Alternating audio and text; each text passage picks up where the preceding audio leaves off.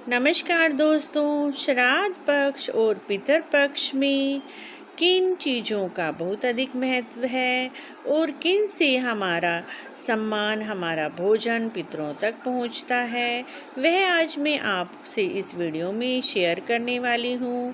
श्राद्ध पक्ष में हम पूर्वजों के निमित्त पिंडदान करते हैं, तर्पण करते हैं और उनके निमित्त हम कुछ भोजन भी निकालते हैं।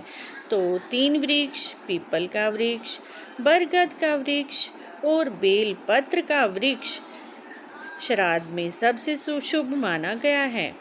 इन दिनों में यदि आप श्राद्ध करते हैं तो इन 3 पेड़ों को पितरों के तुल्य माना जाता है।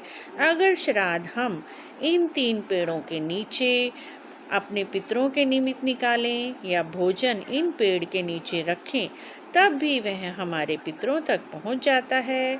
इसीलिए हिंदू धर्म में इन 3 वृक्षों की पितृपक्ष में सबसे अधिक पूजा की जाती है।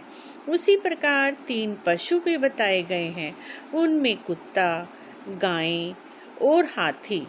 इन तीनों पशुओं को भी पितरों के तुल्य स्थान दिया गया है, क्योंकि हम इनको अगर भोजन कराते हैं तो वह भोजन का सूक्ष्म रूप में हमारे पितरों तक पहुंचता है।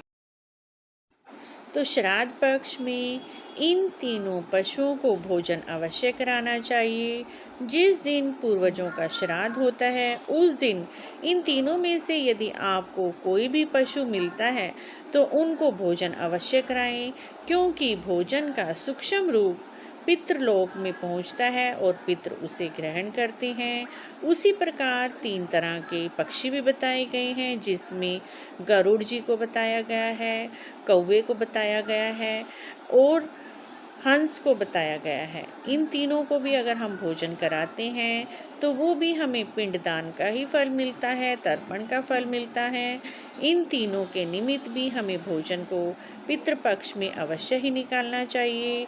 इससे भी हमारा भोजन सूक्ष्म रूप में पितृलोक तक पहुंचता है और पितृ प्राप्त करते हैं, पितृ संतुष्ट होते हैं। इसीलिए श्राद्ध पक्ष में इन तीनों पक्षियों को भी अवश्य ही भोजन कराना चाहिए। चाहे कहीं पर भी आपको ये पक्षी मिले तभी उन्हें भोजन अवश्य कराएं। ऐसे ही 3 जल में रहने वाले जलचरों के नाम बताए गए हैं, मछली, कछुआ और जल में रहने वाला सांप। जब हम पिंडदान करते हैं तो पिंड को जल में प्रवाहित करते हैं।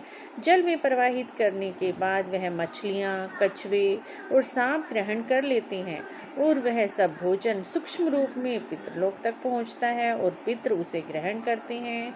श्राद्ध पक्ष में अगर हम इन सब चीज़ों का ध्यान रखें और इन पशु, पक्षियों और पेड़ों के ध्यान को रखते हुए अगर श्राद्ध करते हैं तो हमारा जो भी श्राद्ध भोजन सूक्ष्म रूप में पितृलोक तक अवश्य पहुंचता है। अब मित्रों, आपको यह जानकारी अच्छी लगी है तो प्लीज़ चैनल को ज़रूर सब्सक्राइब करें, लाइक एंड कमेंट भी करें। ओम नमो शिवाय दोस्तों।